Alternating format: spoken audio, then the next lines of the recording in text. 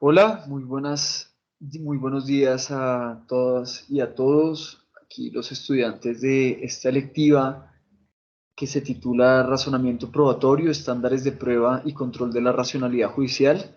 Hoy siendo 23 de septiembre del 2023, pues hemos tenido esta sesión sincrónica en donde pues la idea es complementar un poco todos los materiales, los videos que hemos podido pues observar dentro de la plataforma. Como ustedes saben, desde el principio cuentan con un programa en donde se estructura de manera clara pues, los contenidos, el cronograma y los materiales. También en la plataforma pues cuentan con un video que les introduce un poco el curso y creo que pues ya han podido todos acceder a ese. Ya hay algunas personas que han hecho las evaluaciones y bueno, entonces ahí vamos avanzando. La idea es que podamos pues tener una sesión en donde se clarifiquen las diferentes dudas que puedan surgir o que hayan surgido a raíz de pues, los diferentes contenidos que hemos visto. Tal vez les invitaría a que las personas que pues asisten a esta sesión de manera sincrónica, pues ojalá pudieran activar la cámara para que nos pudiéramos conocer. También sería un privilegio saludarles. Y bueno, entonces estoy acá disponible para que de cualquier comentario, cualquier duda, pues la podamos hacer. No sé si tienen, si alguien se anima a participar. Aquí, como ustedes saben, esta sesión, la idea es que ustedes la dirijan en el sentido en que son a partir de sus preguntas que podemos desarrollar o clarificar cualquier inquietud, cualquier contenido, cualquier concepto que tal vez haya sido mencionado y que no, pues, no hayan podido entender o que yo no me haya expresado de manera correcta. Se trata de un contenido interdisciplinario que actualmente pues está en desarrollo, ha causado gran impacto en algunas jurisdicciones, se alimenta de otras culturas jurídicas que si bien pues tienen sus diferencias, también tienen sus similitudes y se establecen estos puentes de influencia que pues han tenido impacto en todo este campo sobre el análisis de una motivación que sea lo suficientemente sólida como para fundamentar pues, una determinada condena, ¿no? O una decisión judicial que pues llegue a afectar en alguno u otro sentido derechos fundamentales, los cuales pues pueden versar tanto en el ámbito penal como en otros ámbitos, el civil, el laboral, etcétera. Les escucho.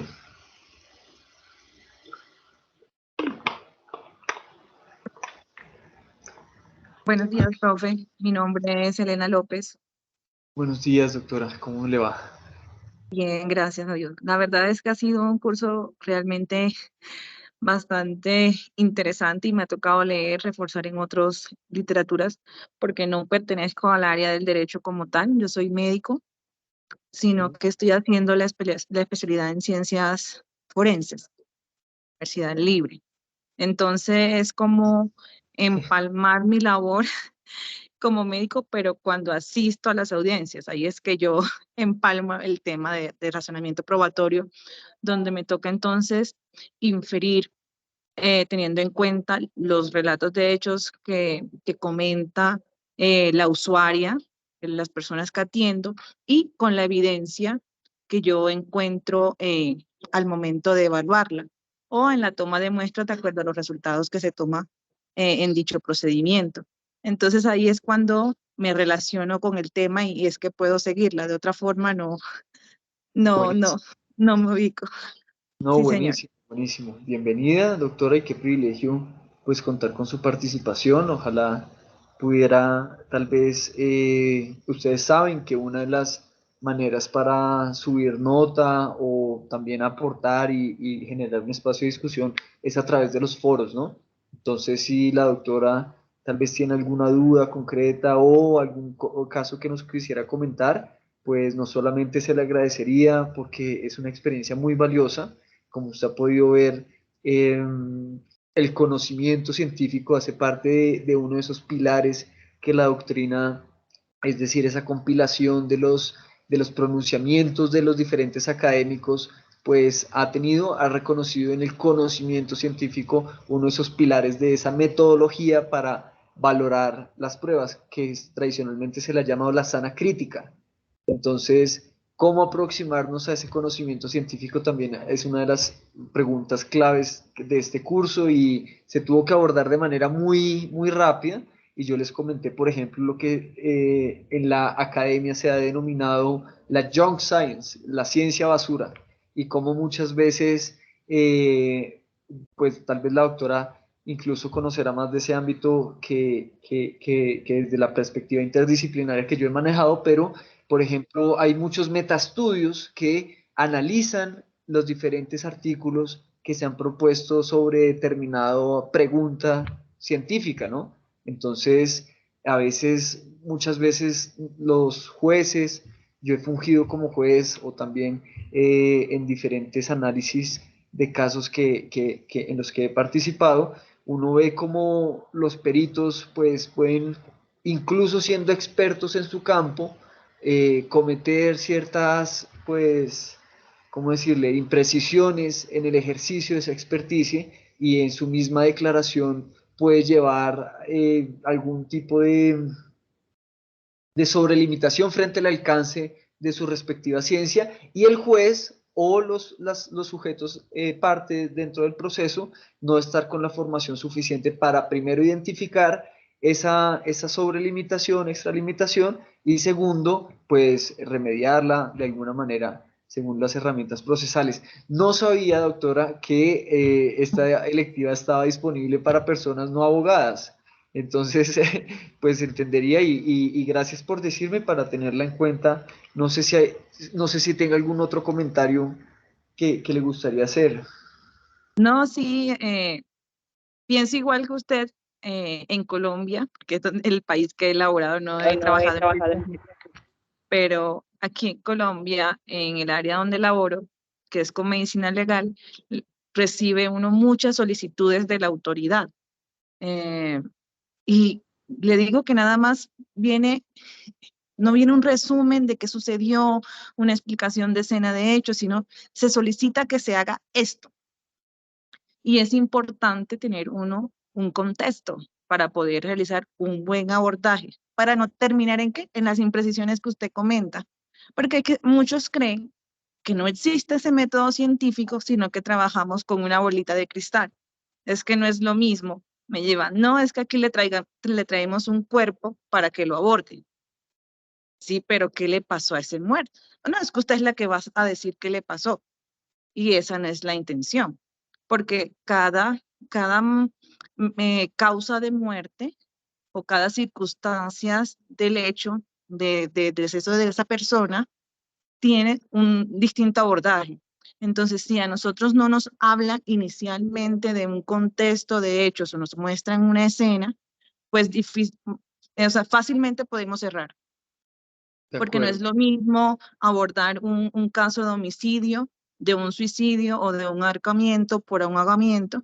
Entonces, eso es cuando uno le toca hacer esas inferencias y ponerse en un poquito en el contexto ese del CCI, que está de moda, y en que en Colombia, pues, para lavarse las manos, pues, la justicia o este ámbito lo utilizan, que conlleva ¿qué? A errores en nuestro proceder y en la aplicación de justicia, donde pasan los falsos positivos, donde hay errores cuando se imputan cargos a las demás personas, y ahí toda la historia que ya conocemos de nuestro país. De acuerdo, doctora. Y lo que usted menciona es muy interesante también porque como que parece ser que en el proceso judicial, especialmente eh, cuando hay pues alguna incidencia tal vez decisiva de la prueba pericial, es cierto que hay como un diálogo entre expertos. Y yo creo que cuando porque el juez también es un experto jurídico, por eso es que es juez, y tiene la capacidad determinar si el problema jurídico, cuál va a ser la regla jurídica que el determinado problema jurídico plantea, ¿no? Y asimismo, pues eso va a tener consecuencias prácticas que van a ser importantes, mandar a prisión a una persona o afectar el derecho a la propiedad de otra, o bueno, la locomoción, etcétera. Entonces, el patrimonio. Pero entonces, claro, lo que la doctora menciona es muy interesante porque como que hay como un punto medio, esa capacidad que algunos refieren como la prudencia, ¿no? De identificar bien hasta qué punto no estamos en el defecto, en la ausencia, ni tampoco en el exceso. Y eso también refiere o se refleja en el campo de la información que tiene el perito sobre las circunstancias de las cuales pues tiene que hacer alguna opinión, algún ejercicio técnico, ¿no? Y tenemos que movernos entre ese punto en donde él lo pues contextualizado para que ese ejercicio técnico se desarrolle, pero tampoco puede dársele a entender que el perito puede llegar a pronunciarse sobre ámbitos que le competen exclusivamente al juez. Y una de las cosas que exclusivamente le compete al juez puede ser ya la determinación de la responsabilidad o incluso la determinación de lo que realmente sucedió, que es en últimas lo que el juez declara como probado judicialmente. Entonces ahí la doctora tiene una intuición muy, muy interesante, que es esta pregunta sobre, bueno, ¿cuál es esa información suficiente que contextualiza y que es necesaria para el ejercicio pericial idóneo? Y yo creo que es una pregunta muy interesante y se lo agradezco por su participación, doctora. Me gustaría hacer una pregunta. ¿Hay alguna otra persona acá presente o que sepa o que ella misma esté en la situación de que no haya tenido formación jurídica? Tengo otra compañera, pero no sé si se conecta como estamos en una clase cruzada. Sí, eso vi esta mañana, pero bueno, qué lástima. Doctora, ¿me recuerda el nombre de Elena López. Ah, la compañera se llama Mayra Ruiz. Mayra Ruiz? Mayra Ruiz. Sí, ahí sí, pues aprovecho por la cuña para decir que, pues lo lamento, no sabía que había este cruce de horarios, pero la verdad es que pues está determinado desde el inicio del curso, pues esta fecha en el programa y también en la plataforma. Entonces, pues ya era muy encima y hay alrededor de 80 estudiantes según acabo de ver y cambiar la sesión La sería programarse. inconveniente. Pero igualmente, si hay alguna otra pregunta pues concreta que no resolvamos acá o que subsista, pues me la pueden hacer llegar por correo electrónico y ahí evaluamos a ver si es suficiente con responderla por ahí o si hacemos otra sesión, no hay problema. Muchas gracias, doctora. ¿Hay alguna Ok. otra participación, alguna otra duda que podamos ir abordando y clarificando? Veo a la doctora Olga. Creo que no Buenos está. días, doctor. Buenos días, doctora, ¿cómo le va? Bien, bien, me he olvidado de presionar el micrófono. ¿Cómo le digo? Bien, bien, doctor. Pues mi nombre es Olga Marcela Mosquera. También me encuentro en la misma situación de que se nos cruzó, pues, eh, el módulo con otra materia, ¿sí? Sin embargo, es un tema para mí de mucho interés. Yo soy abogada. Soy un capullo de abogada. Realmente estoy recién graduada, pero pues se me dio la oportunidad de una vez graduada del pregrado hacer la especialización y pues me interesa mucho el tema de ciencias forenses y el tema de razonamiento probatorio porque soy investigadora, ¿sí? Y para mí es muy importante entrar a interpretar un elemento material probatorio, interpretar una escena. Por eso fue mi interés de matricular esta electiva y en lo que he estudiado sí, y en los videos hay algunas dudas que me abarcan, inclusive hay un compañero que hizo un comentario en el foro acerca del tipo de error en cuanto al error por dolo. Y pues yo también hice un pequeño comentario, lo que pues pensaba y que comparto que efectivamente no considero que haya un tipo de error por dolo. O sea, no, yo digo que no debería estar dentro de esa categoría. Eso como punto de duda que tengo y me gustaría como entrar más a aclarar, igual que la sana crítica, porque yo creo que yo como investigadora también tengo que entrar a criticar pues muchas evidencias que puedo encontrar dentro de una escena. Otra cosita que quería comentar acerca de lo que manifestó la compañera Elena en cuanto a la parte de los peritazgos y que la autoridad solicita de cierta manera, pues no es que me haya sentido aludida, ¿no? Pero pues en cierta manera quienes hacemos las solicitudes iniciales dentro de una necropsia somos nosotros como investigadores que somos los que tenemos como de primera mano la escena. Y ella decía que muchas veces la autoridad le decía tome y entregue, pero ella necesita conocer de los hechos. Para nosotros también a veces es muy complicado porque hay escenas que nosotros llegamos y tampoco tenemos nada y lo que nosotros queremos es entrar a razonar con lo que encontramos que es lo que está sucediendo. Y yo creo que eso es algo importante, entrar a mirar este curso, esta capacitación o esta charla, porque pues realmente es muy poco el tiempo como para uno entrar a abordar mucho pues todo lo que se relaciona.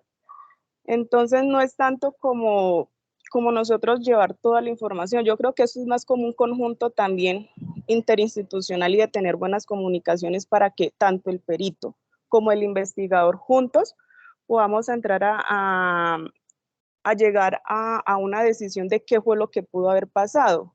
Porque tanto el investigador tiene sus puntos de vista y el perito tiene otros, entonces nosotros empezamos a racionalizar lo que ambos pensamos y ahí uno puede hacer una crítica, hacer un razonamiento y llegar a concluir qué es lo que está sucediendo. Entonces yo digo que eso es como más un conjunto entre las entidades, no solamente es tome, lleve a medicina legal, haga, porque es que a veces nosotros tampoco tenemos conocimiento de qué es lo que está pasando. Entonces eso quería como comentar antes de que se me fuera pues como la paloma en cuanto dice la compañerita que la aprecio mucho también y Pido somos la del mismo palabra. curso. Pido la palabra, señor juez. Bueno, No, en cuanto a lo de las otras, de los videos que su merced hablaba, también me gustaría mucho profundizar acerca del análisis de la veracidad que uno le puede dar de la veracidad a las relaciones que uno pueda encontrar, porque pues, muchas veces uno tiene algo y le va a encontrar una relación, pero pues uno está equivocado. ¿Cómo hago yo para determinar que esa relación realmente pueda ser verídica? Porque a mí me puede llegar mucha información y yo la puedo valorar así, pero pues realmente no sé, ese tema de la veracidad y la validez me confunde mucho. Me confunde, o no sé si es que yo confundo los términos, los significados, pero sí me genera mucha duda y qué chévere sería, doctor, que de pronto se pudiera como enfatizar más en esos dos, pues a mí, a título personal, yo estuve tratando también de mirar sobre los artículos que su merced me dio, pero los copiaba, el enlace copiaba y lo pegaba en la dirección, pero no me llevaba directamente al artículo, no sé si es que lo estaba haciendo mal, no lo encontré, o no sé, en cuanto a ese tema. ¿Cuál artículo? Porque yo digo una... Es que yo digo sí, su bastante... merced dio varios, Sí. pero entonces yo copiaba, alcancé a encontrar dos, que es que la verdad en este momentico no lo veo porque lo dejé en una hojita, pero no me lleva directamente al artículo o al libro como tal. O sea, de las bibliografías que su merced colocó en el sílabus, sí, del autor, a ver, no me llevaban directamente, pero a ver si lo tengo por aquí. Que fueron varios que consulté. Qué bueno. Sí, alcancé a mirar muchos, por lo que le digo, el interés es mucho. Qué bueno. Bueno, doctora, entonces aprovecho para empezar a contestar un poquito la serie de puntos. No sé si tenga otro mientras revisa cuál es el link, y ahorita lo vemos. Pero ¿tiene algún otro comentario, alguna pregunta? No, lo que me Perfecto. interesa es ese y el tema de la Sí. sana crítica que uno le puede dar a... Excelente, excelente. No, pues primero muchas gracias. Se nota pues un interés que me alegra mucho porque efectivamente el tiempo pues no es suficiente. O sea, solo hicimos dos sesiones, una introductoria y otra de profundización. Entonces hay mucho tema que podemos profundizar y desarrollar un poco más. Entonces empiezo por partes según lo que anoté. Primero, la cuestión del error.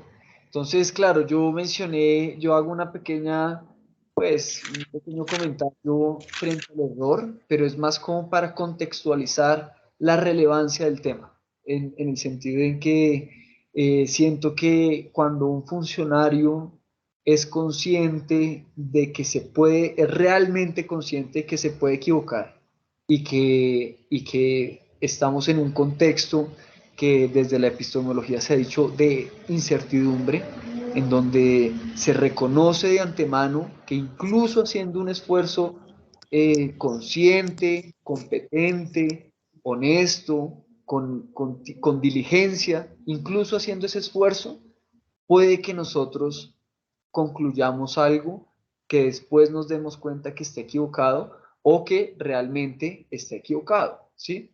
Y eso, pues hay muchos ejemplos de sucesos que han pasado de ese estilo e intenté hacer eso se llama una tipología de los Ujú. diferentes errores que podrían haber. Mencioné 6 eso de tipos. error doloso, creo que fue obviamente ahí porque no estaba pensando en el dolo en términos de dogmática penal, sino que Ah, ok. estaba hablando del engaño, pero sí fue ahí un descuido mío porque este curso no está, o sea, si bien pues trabajo en temas de derecho penal, pues no es un curso específico Mm, diseñado para penalistas. Entonces ahí pues tendrán algún tema, pero no es que el error sea, creo que no hay dolor.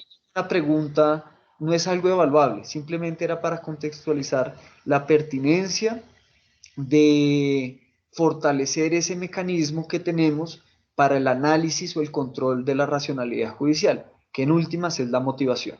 Y la motivación va a ser esa expresión, esa explicitación, ese mostrar de manera de análisis intersubjetivo cuáles son los fundamentos que llevaron a que una determinada decisión se dé. Y eso permite efectivamente ese control intersubjetivo. Aquí usted menciona pues otro tema que es el de cómo pues al inicio de un proceso investigativo hay muchas dudas y hay muchas incertidumbres precisamente porque ese análisis, esas inferencias que pueden darse, están apenas construyéndose. Yo en el curso intenté mostrarles cómo la epistemología ha tenido un gran cambio en los últimos tiempos. La epistemología, pero a través también de una ciencia que considera que tiene la capacidad de representar los razonamientos, es decir, esos procesos mentales que nos llevan a tomar decisiones. Y esa ciencia, esa disciplina se llama la lógica. Y la lógica tradicionalmente ha tenido dos modelos explicativos del razonamiento. Y esos dos modelos habían sido la deducción y la inducción. La inducción. ¿Cierto? Ujú. Y ese razonamiento, en últimas, pues esos modelos lo que hacían era traducir esos procesos neurobiológicos en una estructura argumentativa. Una estructura argumentativa que a través del lenguaje nos permitía analizar la validez de determinado argumento. ¿Listo? Entonces vamos por partes. Y lo que yo intenté mostrarles es que últimamente, pues no últimamente, a partir de hace alrededor de 20 años, un poco más, pues ha habido esta irrupción de una nueva forma de explicar el razonamiento o los procesos mentales que nos llevarían a tomar decisiones, especialmente si estamos analizando la racionalidad de esos procesos mentales, es decir, su armonía con la evidencia. ¿Listo? Y esa nueva forma de explicar esos razonamientos se haya denominado la abducción o también denominada la inferencia. Inferencia de la mejor explicación. Sí, doctora Olga, exacto. Y esa inferencia de la mejor explicación, pues tiene un proceso. Y ese proceso yo intenté esquematizárselos en 3 elementos importantes. Primero, la conformación del conjunto de elementos de juicio que deben ser explicados. Segundo, la conformación de las hipótesis que serían explicativas, o sea, que estarían compitiendo para explicar ese conjunto de elementos de juicio. Y tercero, la elección de la mejor hipótesis explicativa. ¿Listo? Entonces, lo que vemos acá es que en un proceso judicial investigativo, pues al inicio estaremos en un momento en donde debemos reconocer de manera explícita que no podemos elegir la explicativa precisamente porque los dos conjuntos apenas se están conformando. Se está conformando el conjunto de elementos de juicio, no que ya, no, o sea, ni siquiera que ya está, va a estar definido, sino que vamos a intentar incorporar ya a través de los procesos de admisión, etcétera, dentro del proceso judicial. Pero si estamos en la etapa investigativa, si somos, por ejemplo, titulares de la carga de la prueba, etcétera, ¿sí? Pues ahí apenas estamos como recaudando, confirmando y viendo por dónde realmente qué sí se debe explicar, y a su vez también estamos concibiendo cierto tipo de hipótesis y a su vez también descartando otras que tal vez en un inicio podían tener alguna plausibilidad, pero ya después con otros elementos de juicio ya empiezan a ser descartadas. Esto es tan importante que en algunas jurisdicciones los mismos cuadernos, las mismas anotaciones de ese proceso deliberativo, pues pueden llegar a ser consideradas como un material valioso para contextualizar bien al inicio de la investigación qué hipótesis se manejaron y después cómo estas cambiaron, ¿no? Por ejemplo, hace poquito tuve la oportunidad de consultar una sentencia del Tribunal Europeo de Derechos Humanos, en donde es el caso Murtasaleyeva, que habla sobre la inadmisión de las pruebas. Eh, sí, ¿cuáles son los requisitos para uno determinar que hubo un juicio injusto a la hora de inadmitir pruebas propuestas por la defensa que podían llegar a ser decisivas a la hora de probar su hipótesis de inocencia? ¿Listo? Y solo les menciono esta sentencia que creo que es muy interesante, precisamente porque ahí, en la lectura de ella, a partir del análisis que yo propuse, creo que se debe reconocer que el proceso judicial tiene una dinamicidad, tiene como un desarrollo en términos epistémicos, es decir, en términos de la información que nos puede permitir llegar a determinar qué es lo verdadero. En últimas, la decisión judicial parte de decir, como asumiremos que esto es verdad, como asumiremos que se dio un despido injusto, como asumiremos que se dio no sé, un acto de violencia injusto, ¿sí? ¿Tá? Entonces, ¡pum!, decisión judicial. Entonces, la decisión judicial se basa en asumir, en consolidar algo que se asumirá como verdadero.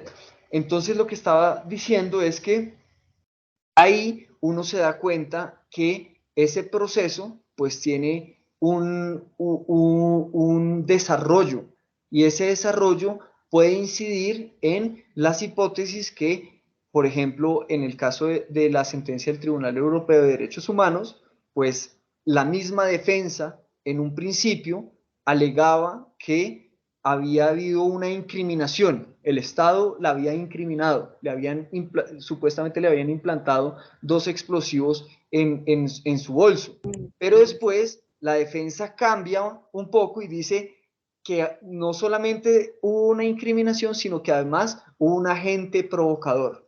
Y el Tribunal Europeo como que no admite lo que mencionaba la defensa, precisamente porque descontextualiza un poco esa, esa, esa,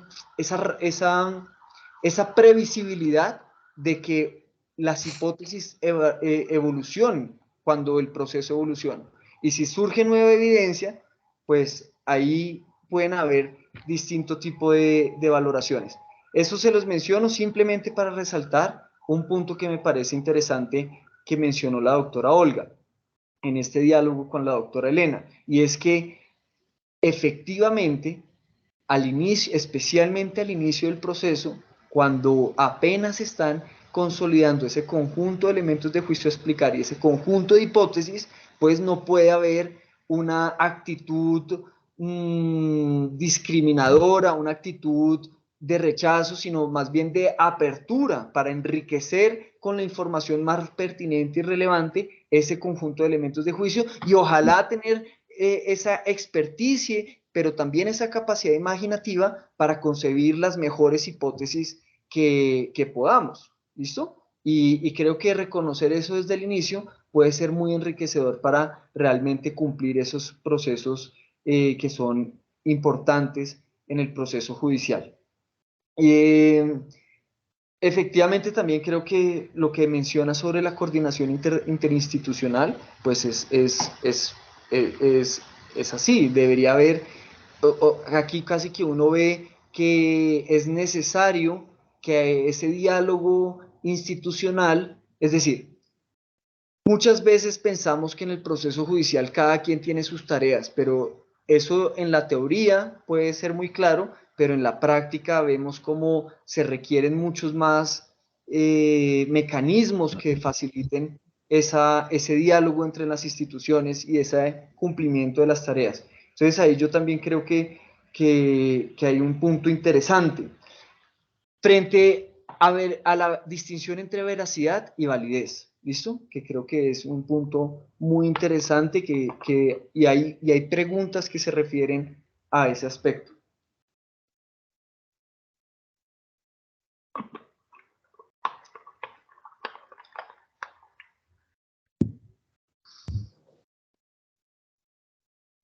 Por ejemplo, digamos, si uno, como para utilizar otro ejemplo,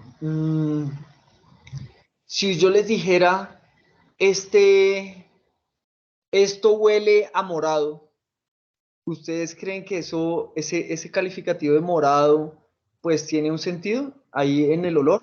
No, ¿cierto? No, para mí No. ninguno. Morado se predica de algún objeto que, pues, se pueda ver, ¿no? Y el olor, pues, también tiene otras características. Asimismo, conceptos como, por ejemplo, los enunciados o como, por ejemplo, un argumento, pues admiten ciertas características y otras no. ¿Listo? Lo importante para distinguir entre veracidad y validez, o uno de los primeros elementos importantes ahí, es entender bien a qué nos referimos cuando hablamos de veracidad y validez.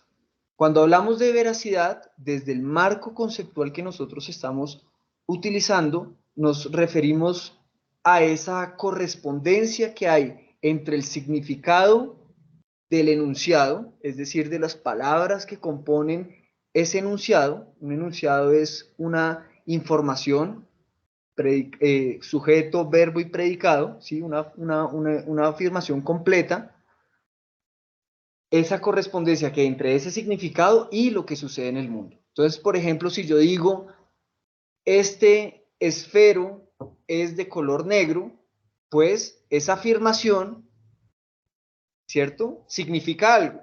Significa que el objeto que tengo acá, cuando plasme su línea de tinta, esa tinta va a ser interpretada por mi percepción como de color oscuro, tan oscuro que yo denomino negro, ¿sí? Si efectivamente cuando yo haga esa línea se cumple ese criterio, se puede decir que esa afirmación que emití es verdadera. ¿Listo? ¿Vamos bien? Profe, Entonces, quiere sí, decir, señor. disculpe, dime. me genera duda. Es decir, que cuando le doy validez a algo es que aplico un método que me da ese resultado. Estoy hablando de la veracidad y estoy distinguiéndola entre veracidad y validez. Lo que tú acabas de mencionar sí tiene sentido y ahorita vamos a ver por qué. Pero en esta primera parte que estábamos explicando estoy limitándome a hablar sobre la veracidad. ¿Qué significa que algo sea verdadero? Se predica de las afirmaciones, de las fuentes de información, en donde lo que yo intento entender es si el significado de esa afirmación se corresponde o no con el mundo. Si yo digo que este esfero es de color negro, pues esa afirmación será verdadera o falsa si efectivamente es de color negro en el mundo real o no, ¿sí? Ya que yo lo determine a través de un proceso metodológico de muchas formas, pues es diferente, ¿no? Ok. Ahora la validez. Entonces, la veracidad se predica de los enunciados. Un enunciado puede ser verdadero o falso. Yo les pregunto, si yo les digo, los marcianos son de Marte, Pepito es marciano, entonces Pepito es de Marte. ¿Ese argumento es verdadero o es falso? De acuerdo al concepto, ¿Es verdadero o es es falso? verdad. De acuerdo al Pues, enunciado, ¿verdad? pues no, es decir, a menos de que nosotros pensemos que Por la realidad del contexto, por la realidad de que no exista, que no sí, haya o vida sea, en Marte. ahí la respuesta correcta sería decir algo así como está sucediendo algo como la afirmación de esto huele a morado, esto huele a morado. Se tiene que hacer, si para, yo, por ejemplo, en poesía uno puede construir afirmaciones que tengan otro nivel semántico, otro nivel sintáctico también. Y eso puede permitirnos hacer juegos de palabras, pero en el contexto tradicional no tendría sentido decir que un argumento es verdadero o es falso, precisamente porque lo que es verdadero o falso no es el argumento como tal, sino son los enunciados que componen el argumento. Es decir, cuando yo estoy diciendo todos los marcianos son de Marte, ahí yo tengo que es esa afirmación la que puede ser verdadera o falsa, no el argumento como tal. El argumento como tal puede ser válido o inválido. ¿Listo? Puede ser válido o inválido. Y lo que yo intenté mostrarles durante el curso es que la validez, en términos lógicos, es la condición en donde asumiendo que las premisas son verdaderas, es imposible que la conclusión sea falsa. ¿Listo? Asumiendo que las Ok, premisas son verdaderas, es imposible que la conclusión sea falsa. Y para ello tenemos que recordar qué significa un argumento. Un argumento sería ese conjunto finito de enunciados, es decir, que pueden ser verdaderos o falsos, en donde al menos uno funge como premisa, pero pueden haber más de una premisa, y otro funge como conclusión. Y lo que estamos intentando entender en un argumento es cuál es la relación entre esas premisas que nos llevan a esa conclusión. Y si hablamos de un argumento inválido cuando asumiendo que esas premisas son verdaderas, la conclusión no lo es. Ahí estamos hablando de un argumento inválido. ¿Listo? Solamente ahí. Y pues hay muchas formas de abordar este tema. Una de las formas más interesantes que yo intenté explicarles durante el curso es el concepto de falacia. Una falacia sería entonces un argumento que aparenta su validez. Es decir, que pareciera que fuera válido, pero no lo es. Y les mencioné una falacia muy común que es la falacia de afirmación del consecuente. La afirmación del consecuente es decirles, por ejemplo, Primera premisa, si compro la boleta, entonces iré a la fiesta. Después, segunda premisa, llega el investigador, va y fue a la fiesta y encontró a la persona. Entonces, ¿qué puede concluir de ahí? ¿Que compró la boleta? No, eso sería una falacia, porque ahí lo único que él tenía garantía era que si él compraba la boleta, iba a la fiesta, no en sentido inverso, no que la única forma de ir a la fiesta sería comprando una boleta, ¿listo? Porque a esa persona la pudieron haber invitado, la pudieron haber colado, hay muchas otras hipótesis que pueden también ser válidas, ¿listo? Pero ese argumento, esa falacia de afirmación del consecuente, se distingue de un razonamiento válido que puede ser el modus tollens. Y yo también se los menciono en el curso. Y el modus tollens es el razonamiento a partir de la negación. Entonces, primera premisa, ustedes determinan que si esa persona compró la boleta, entonces fue a la fiesta. Van a la fiesta y no encuentran a la persona. Válidamente, ¿qué pueden concluir? Que no compró la boleta, porque si hubiera comprado la boleta, iría a la fiesta. ¿Listo?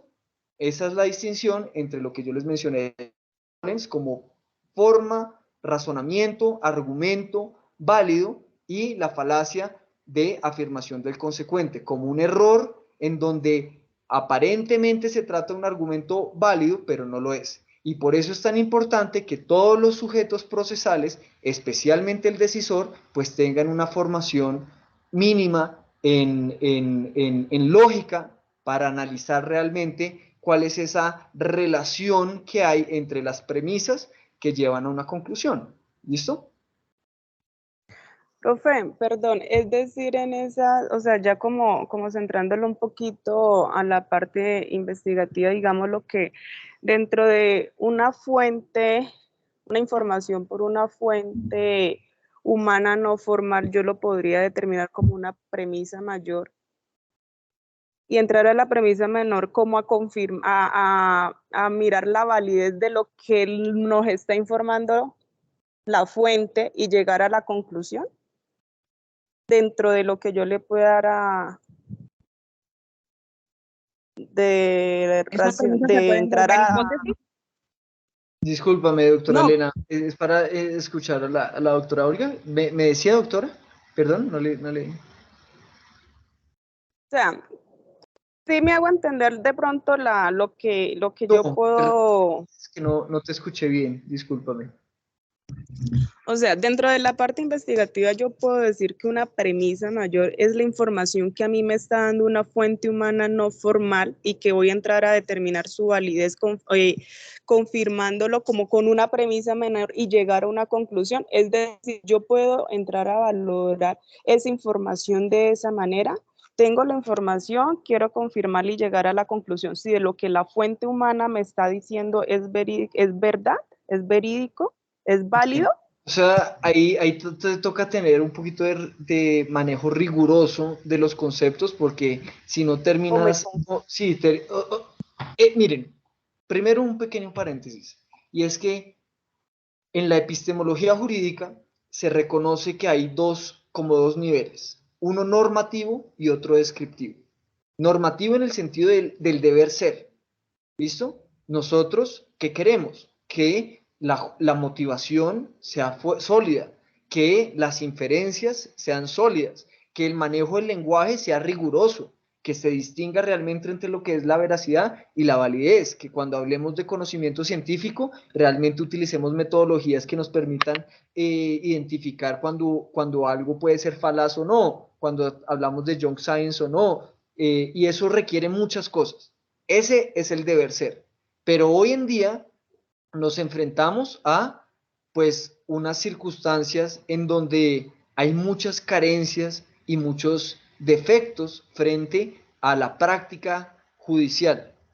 ¿Sí se me está escuchando? Es que creo que las personas... ¿Se me está escuchando? ¿Aló? Ah, sí. Sí, profe, sino que Bien. con la cámara se me como entrecorta la señal, entonces no sé si de pronto apagándola me mejora, es que lo escucho así como robotizado un poquito, no sé Bien. si sea yo. Bueno, no, tranquilos, pueden apagar la cámara si eso les mejora la señal. Entonces lo que les Bueno, estaba diciendo era que, sí, entonces hay esa tensión entre el deber ser y lo que hay. Hoy en día lo que hay es realmente pues prácticas judiciales o que inciden dentro del proceso judicial en donde pues el lenguaje no se utiliza de manera rigurosa, en donde muchas veces los procedimientos no siguen los protocolos al pie de la letra y donde hay muchas carencias que por una u otra pues, medida terminan, pues se tienen que resolver en el momento, ¿listo? Y por eso es que cuando, por ejemplo, la intervención de la doctora Olga, pues ese llamado a distinguir bien entre los conceptos de veracidad y validez, pues se hace desde el reconocer que hoy en día en nuestra práctica eso no está muy bien definido y no está muy bien diferenciado. Y sin embargo, eso no obsta para que un buen abogado ya funja como juez, ya funja como defensor, ya funja como fiscal, ya funja en otros ámbitos, un buen abogado desde el inicio del proceso, sin importar su contraparte, sin importar su decisor, pues tenga presente herramientas que le permitan justificar en una medida idónea, suficiente, su solicitud y en dado caso poderla defender ante eventuales injusticias. Es decir, una persona, un buen abogado, desde el inicio del proceso está pensando en qué pasa si me toca llegar hasta casación. ¿Listo? ¿Qué pasa si me toca llegar hasta casación? Y desde el inicio del proceso, pues va a estar analizando a detalle pues haciendo ese esfuerzo, si bien puede que le toque con una, por ejemplo, un decisor de primera instancia que no distinga entre verdad y validez o que no distinga entre las falacias que se pueden cometer en el razonamiento a través de las reglas de la lógica, pues esa persona sí gana desde el inicio cuando tiene claras esas distinciones. Entonces, lo que yo quería también responderle frente a lo dicho por la doctora Olga, es que toca tener otra vez cuidado con lo que estamos manejando y desde el punto en que lo estamos manejando. Por ejemplo, una declaración pericial puede decir, premisa mayor, una declaración pericial en últimas es un argumento, tiene una estructura argumentativa, en donde hay la presentación de unos fundamentos epistemológicos, es decir, una teoría, ¿cierto?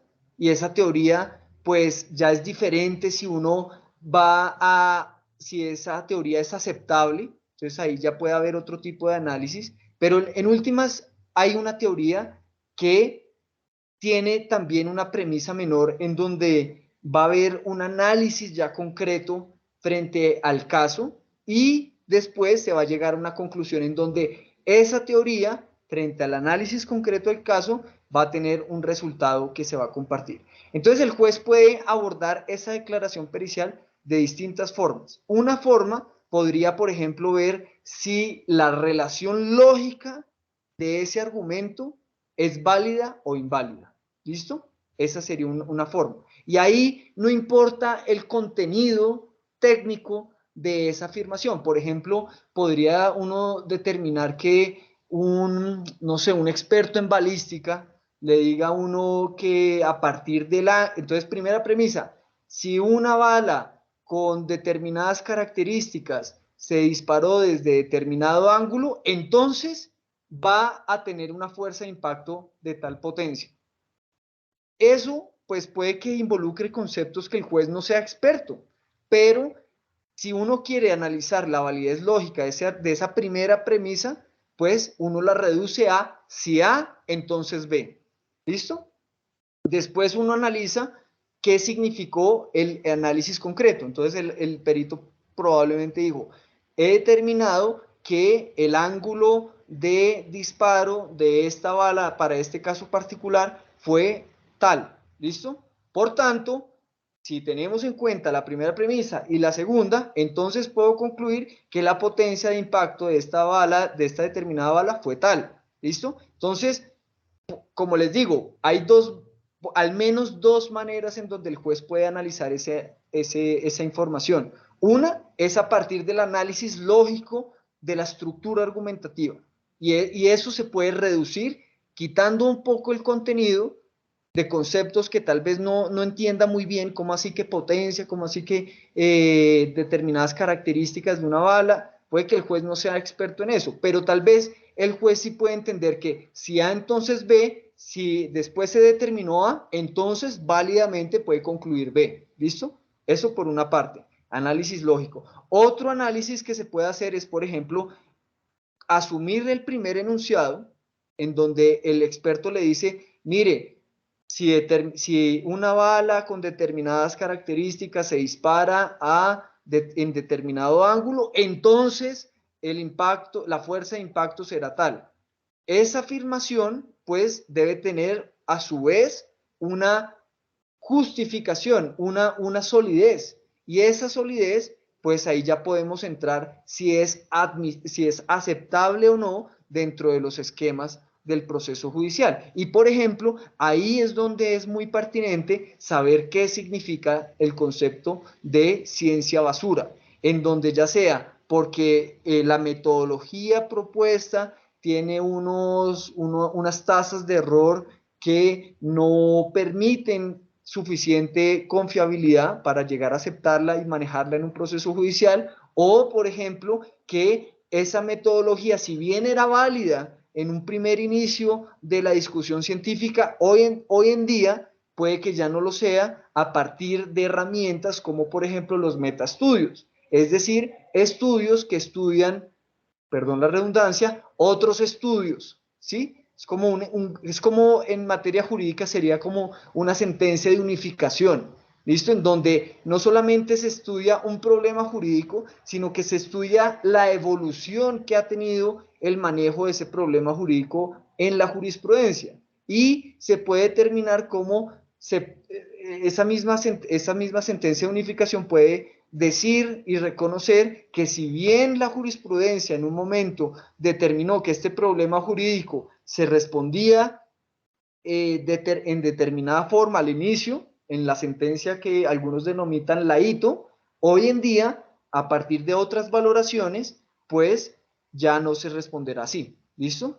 Y todo lo que eso nos permite entender es precisamente esa dinamicidad que está también inmersa en los campos de la ciencia, que muchas veces pues tiene esa connotación de ser como este campo aséptico, ese campo casi que cuasi místico, paradójicamente, en donde no se reconoce que en últimas también es un diálogo en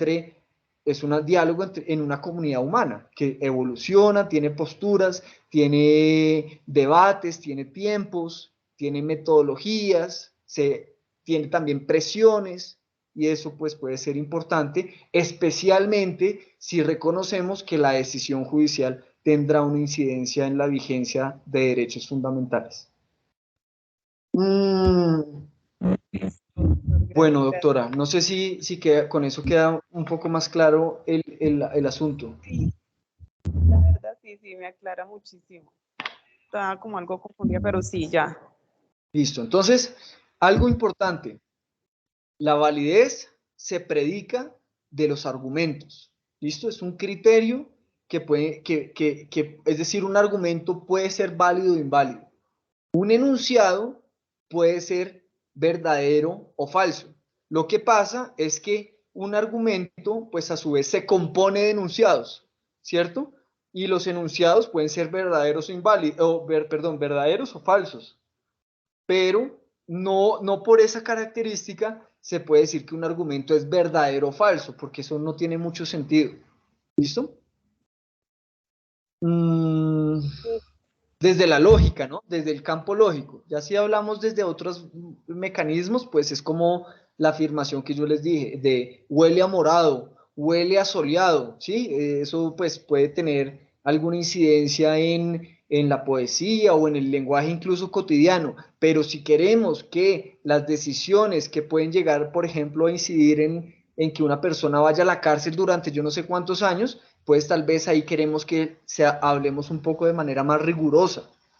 Bueno, no sé si hay alguna otra pregunta.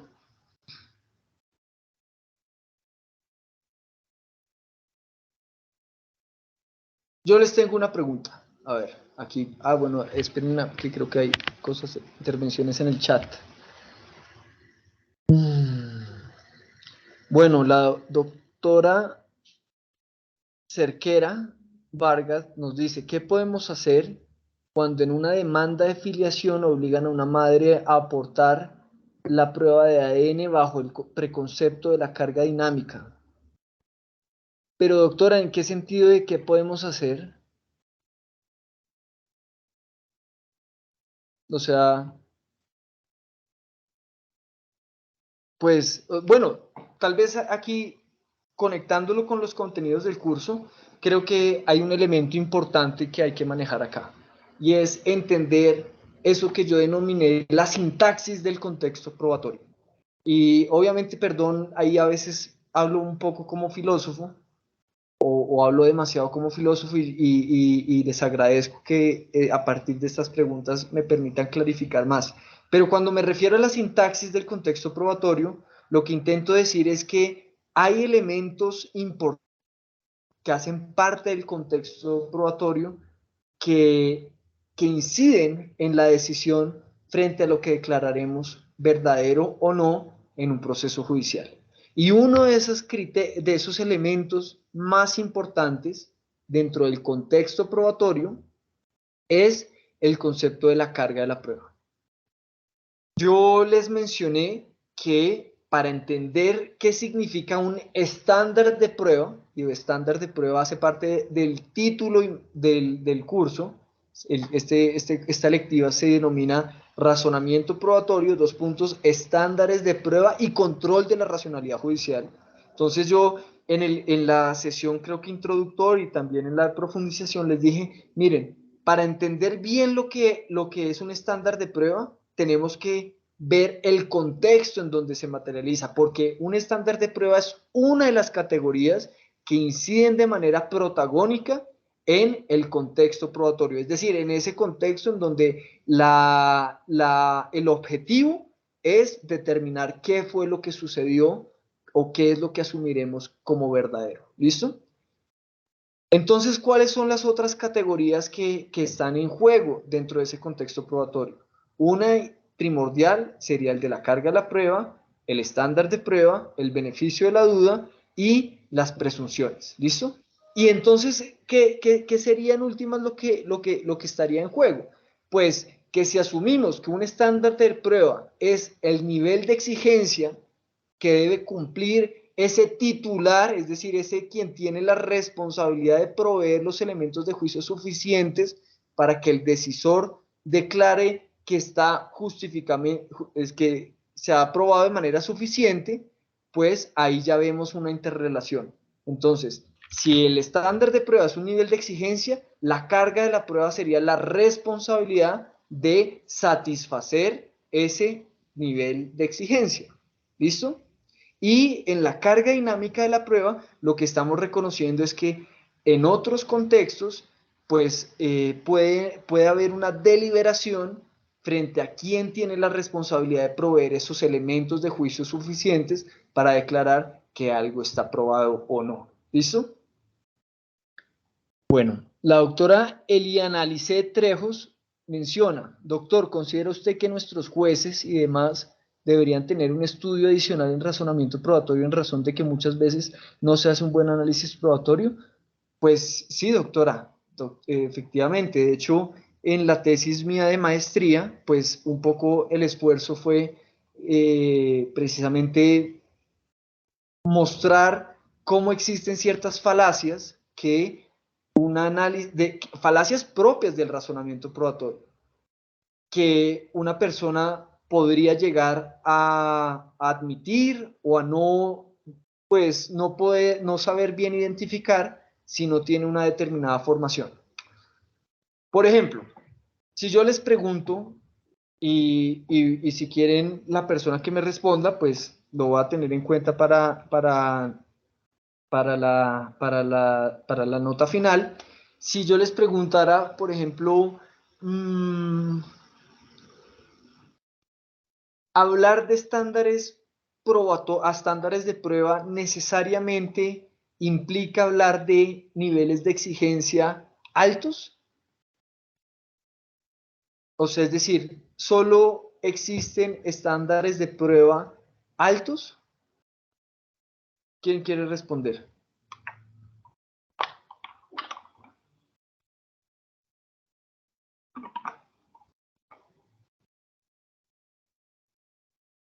¿En el proceso judicial solo existen estándares de prueba altos, o cuando mencionamos que hay un estándar de prueba es porque ese estándar de prueba es alto? Hay una persona con la mano levantada, solamente que no puedo ver quién. Ah, ya. Doctor Samir, por favor.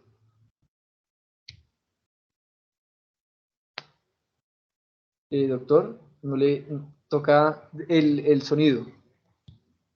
Sí, perdón. El sonido. Buenos Ya. días, doctor. Buenos días, doctor Samir. Sí, pues voy a tratar de dar respuesta a la interrogante. Los estándares de prueba pues, precisamente tienen una gradualidad, no necesariamente siempre tienen que ser altos, porque pueden, digamos, establecer ese grado de suficiencia probatoria dependiendo del estadio procesal o de la etapa en la cual se encuentre. No es lo mismo o no va a ser el mismo estándar de prueba en una etapa inicial o preliminar de un proceso, podría decirse en el caso de la admisión de la demanda, a lo que sucede ya en el momento de dictar sentencia, de proferir una decisión, en donde el estándar de prueba sí deberá ser necesariamente alto, porque pues ya son elementos de juicio pues, que se tienen más avanzados, mayores elementos de juicio, y desde luego que la decisión o las consecuencias que se puedan derivar de la misma, pues van a ser mayores, más graves, como el tema de que se habla de que o diría yo, las consecuencias en los fallos de condenar a un inocente o absolver a un culpable, en donde desde luego que el estándar de prueba, que es ese nivel de suficiencia probatoria, pues deberá ser alto. Entonces, para dar respuesta a la pregunta, diría que no siempre tiene que ser alto el estándar de prueba en razón a la necesidad de probar al estadio, digamos, a la etapa en la cual se encuentra el proceso o la actuación de que se trate. Entonces, no siempre sería alto el estándar de prueba. Excelente, doctor Samir. Excelente. Creo que pues fue una respuesta muy completa y con lenguaje que muestra que la incorporación de los temas del curso ha sido satisfactoria y me alegra mucho escucharla. Muchas gracias, doctor Samir, por su participación. Gracias. Bien, no, perfecto. Entonces, continuemos con las dudas. ¿Quién más le gustaría?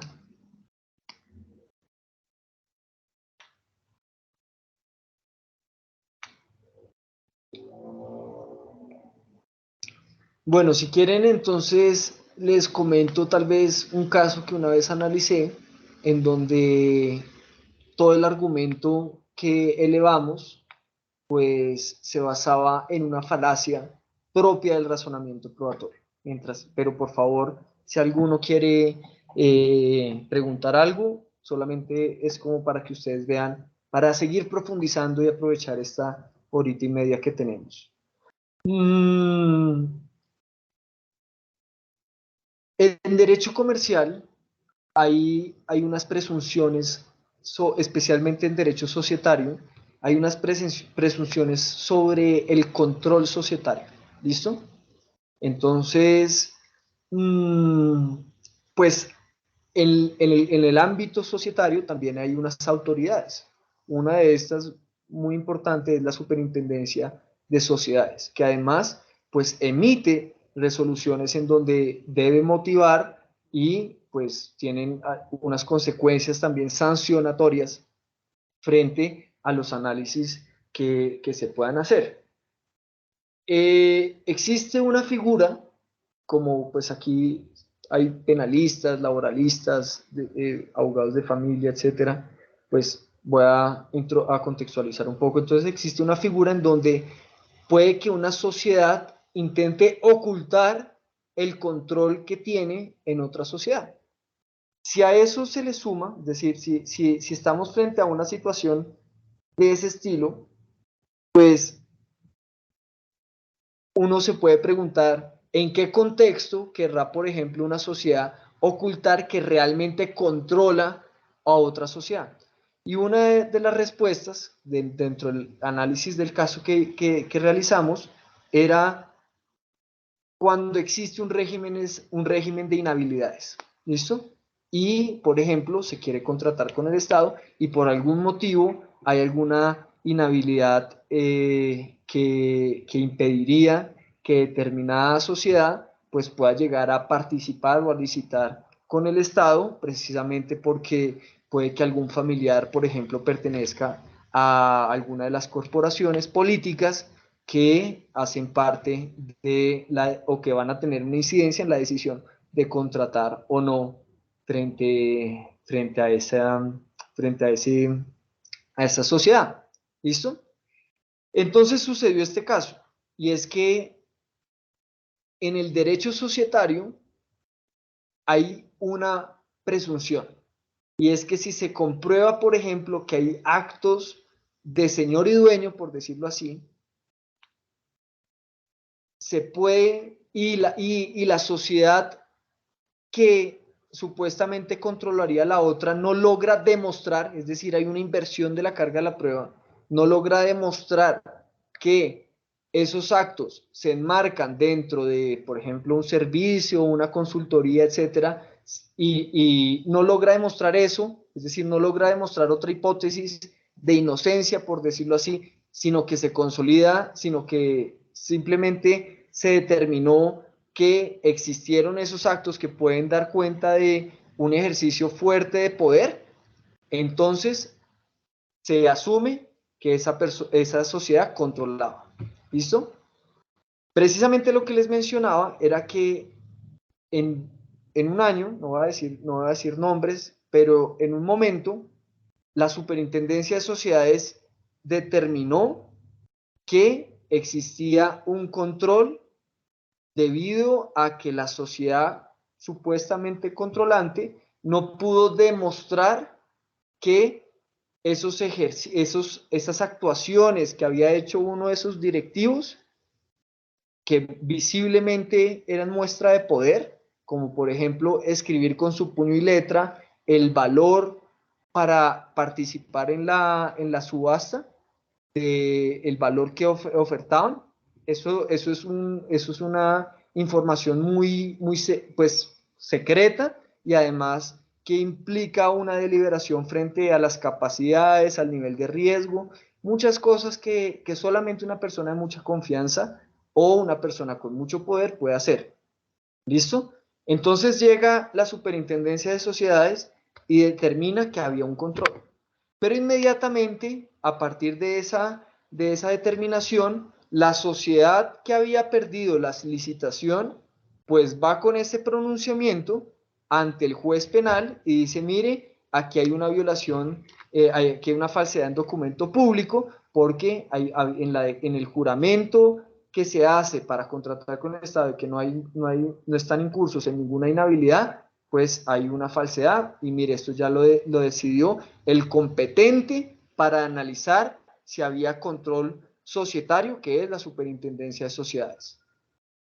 Y se estaba analizando si entonces lo que procedía era que, porque si había control de societario, efectivamente había inhabilidad, y como había un juramento frente a la inexistencia de esa inhabilidad, pues entonces habría una falsedad. Entonces la pregunta era, entonces no sé si alguno quiere participar frente a estos elementos que les he mostrado. En últimas, lo que analizamos ahí era si era posible incorporar dentro de la motivación penal un análisis probatorio propio de otro contexto, que sería el societario. ¿Listo? En el derecho societario no hay una proscripción porque hay precisamente la aplicación, es decir, esa decisión propia del derecho societario se basó en el contexto societario particular. Y en ese contexto societario particular operó una presunción que en última significó que una inversión de la carga de la prueba, en donde la sociedad acusada no logró demostrar que esos poderes que ejerció, pues realmente no estaban enmarcadas en un control societario. Pero en el derecho penal, transpolar in limine, por decirlo así, o sea, sin ningún tipo de otro criterio, esa decisión sería un error, porque en derecho penal las garantías propias de la presunción de inocencia implican, y el debido proceso, implican necesariamente que el titular de la carga de la prueba debe desplegar toda su labor para demostrar no que la otra persona no se puede defender de determinada acusación, sino para defender, o sea, para mostrar que la hipótesis de culpabilidad no solamente es aceptable, no solamente tiene un fundamento probatorio, no solamente ese fundamento probatorio es suficiente, sino que además es la única, es decir, que no hay otra hipótesis de inocencia que esté compitiendo, que siga, y además que se pudo defender de cualquier otra crítica que hiciera. Y ese ejercicio propio de la titularidad de la carga de la prueba impide que las decisiones han basado en la aplicación de presunciones puedan tener una trascendencia decisiva para justificar una condena de tipo penal. ¿Listo? Entonces ahí lo que habría, es decir, esa transposición de una motivación que se basó en la inversión de la carga de la prueba propia del contexto societario, jurídico, probatorio societario, en el contexto probatorio penal sería una falacia. Es decir, un argumento que parece verdadero, pero en última, válido, pero que en últimas no lo es. ¿Listo? Y por eso es que yo considero, y esa sería la respuesta concreta para la doctora Trejos, es que cualquier funcionario judicial, ya sea cualquier funcionario judicial o persona que participe de alguna manera en el proceso judicial, sí debería tener una formación en los conceptos propios del razonamiento probatorio, donde uno de los más particulares es la carga de la prueba, pero también hay otros, o sea, una carga de la prueba que está en diálogo, está en una dinámica con otros elementos propios del contexto, como el beneficio de la duda, los estándares de prueba y las presunciones. ¿Listo? Bueno, preguntas.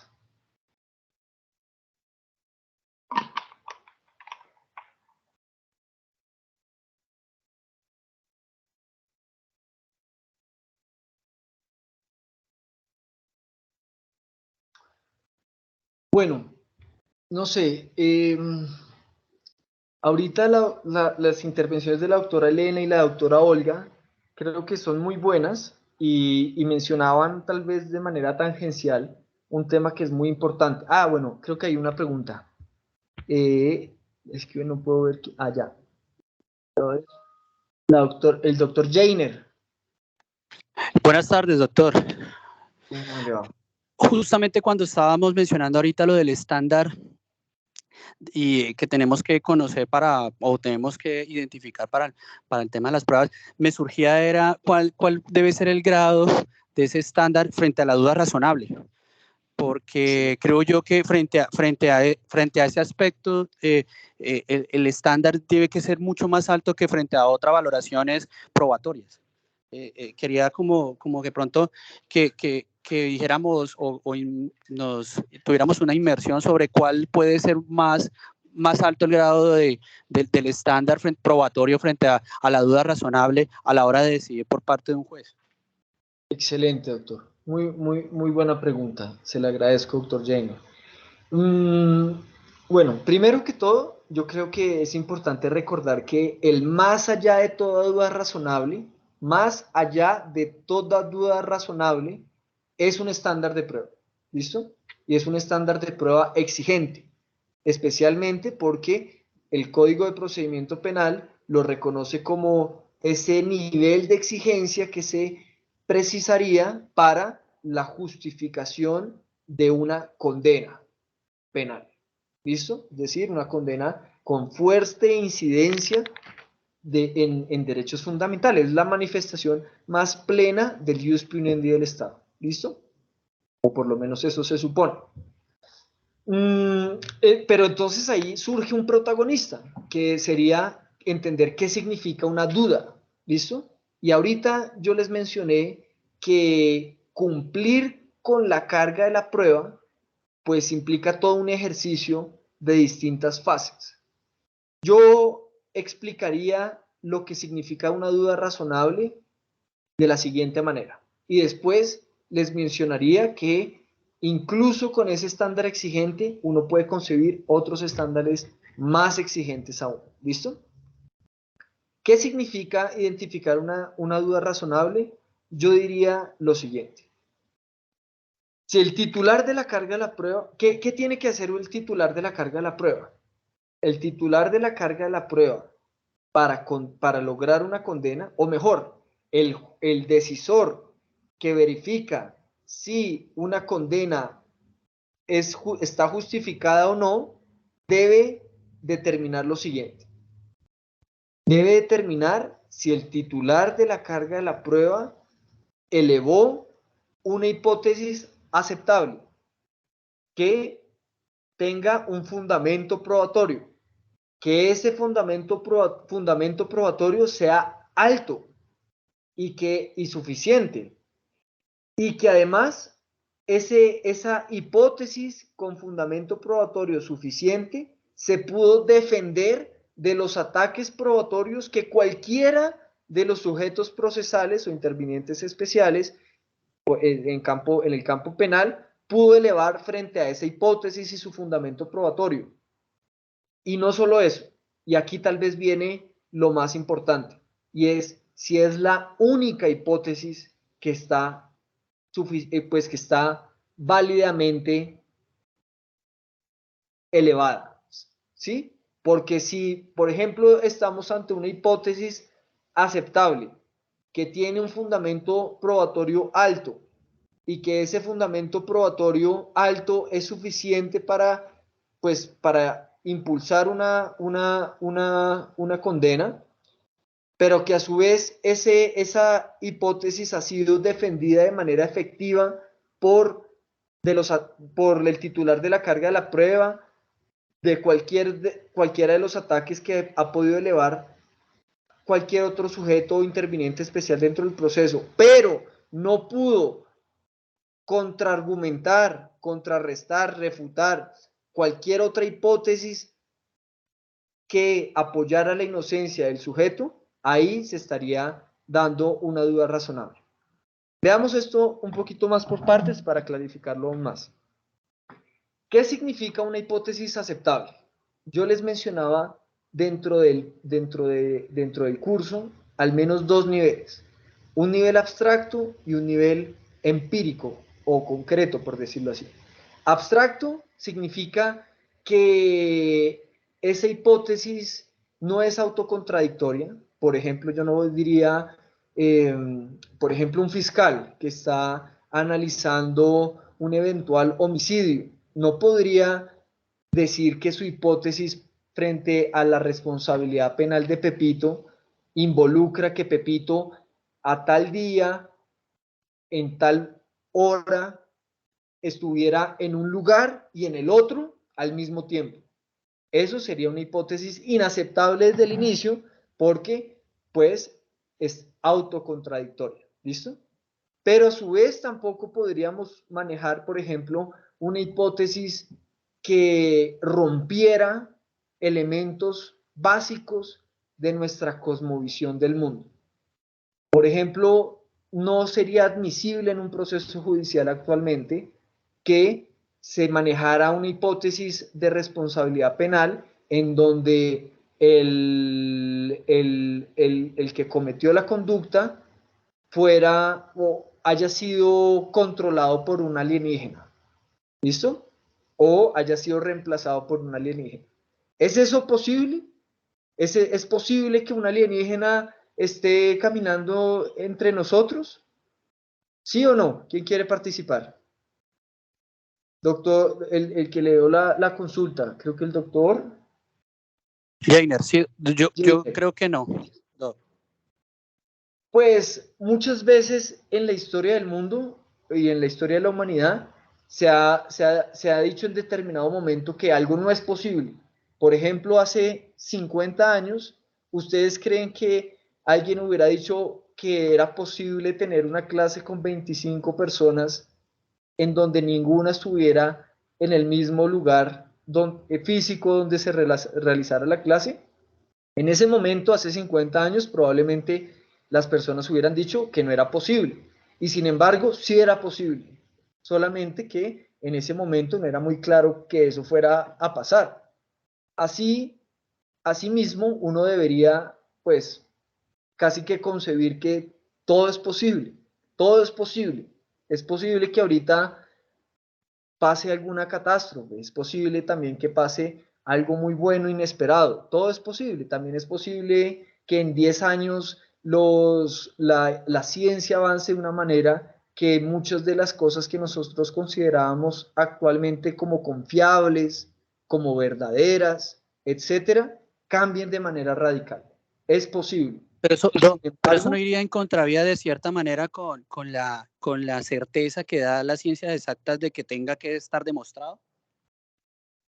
precisamente, doctor Jainer, para allá voy y es mostrar cómo esa admisión de el contexto de incertidumbre, pues muestra que incluso las ciencias, cuando declaran que algo está probado y utilizan estándares de prueba supuestamente muy exigentes, admiten que pueden tener lo que se denomina de manera técnica como una tasa de error, ¿listo? Como una posibilidad de equivocarse.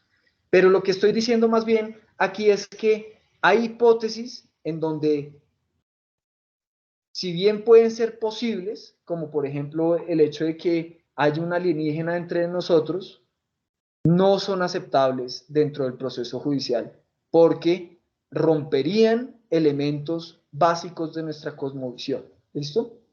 Entonces, por ejemplo, la hipótesis a favor de la inocencia, en donde el sujeto diría que fue hipnotizado por un alienígena, eso no sería admisible. Entonces, lo primero, hipótesis aceptables a nivel abstracto es que no sean autocontradictorias y que tengan un fundamento, o sea, y que sean armónicas con presupuestos básicos de nuestra cosmovisión.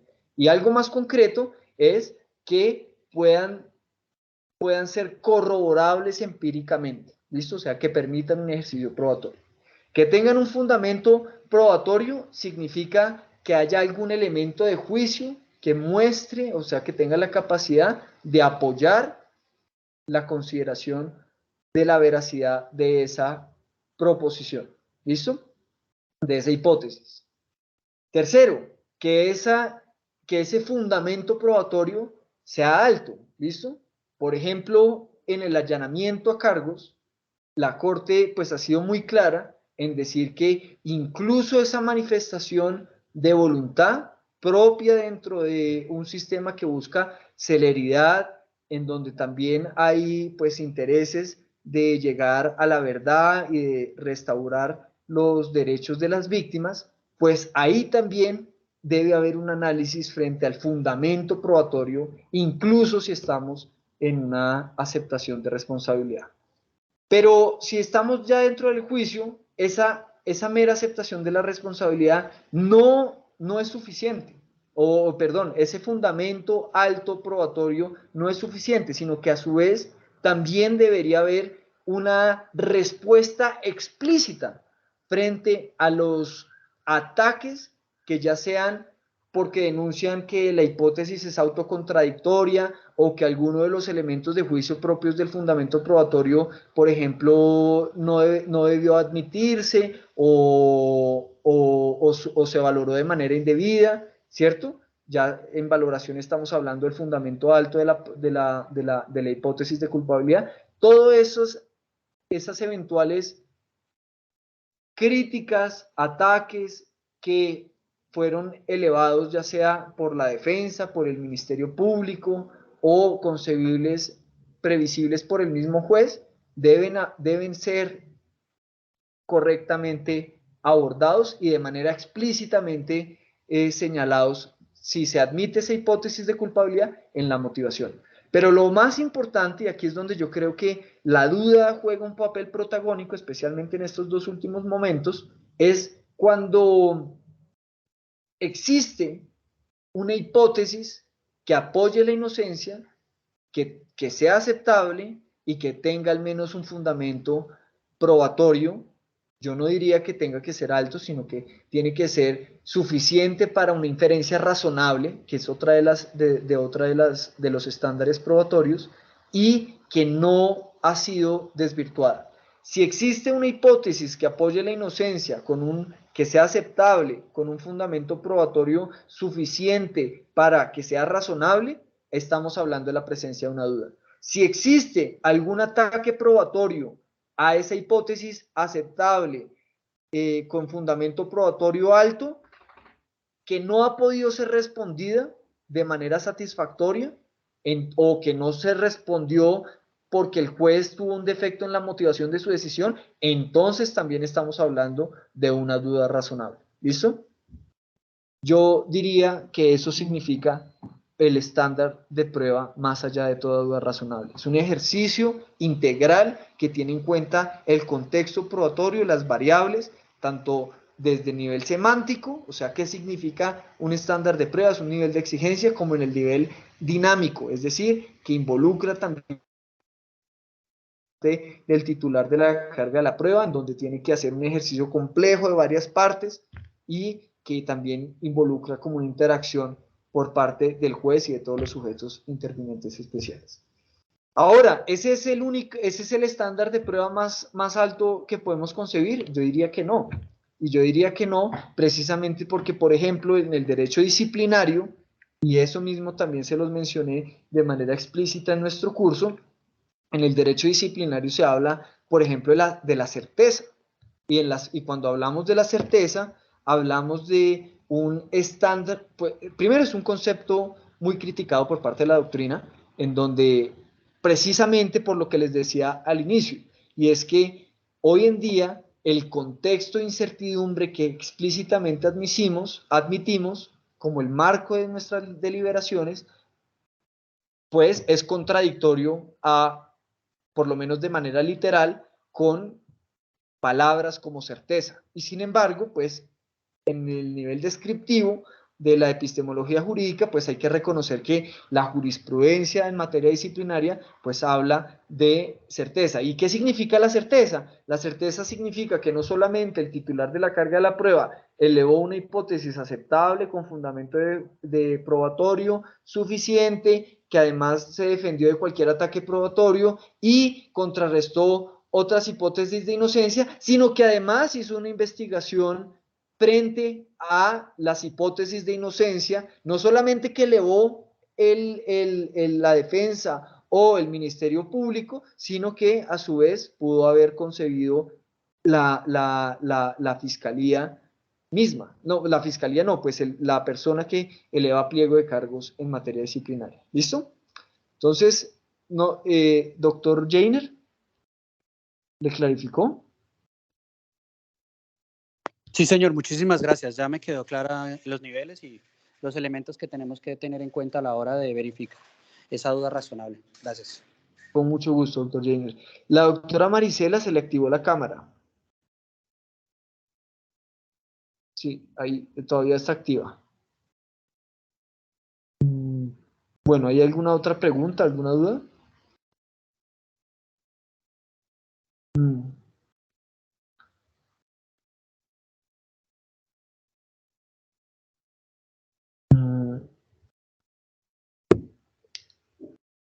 ¿Alguna duda? ¿Alguna otra pregunta? ¿Algún comentario? ¿Alguna inquietud? Bueno, entonces, siendo entonces las 12:35 de hoy, 23 de septiembre del 2023, pues les agradezco mucho el espacio, el momento, cualquier cosa ahí están mis correos. Y bueno, si surge alguna inquietud o algo, podemos comentarla. ¿Listo? Ya saben que hay, pues, en la plataforma está el programa desde el inicio del semestre. Ahí está todo muy claro. Hay, pues, dos evaluaciones, la evaluación teórica y la práctica a partir de el ejercicio pues, de ver un video que me pareció lo suficientemente pedagógico como para que una persona que no tuviera conocimiento en materia jurídica penal, pues pudiera evaluarlo a partir de los conocimientos que he intentado exponerles acá. ¿Listo? Bueno, sin más, entonces les agradezco. Voy a detener ya la grabación y la van a encontrar en la plataforma próximamente.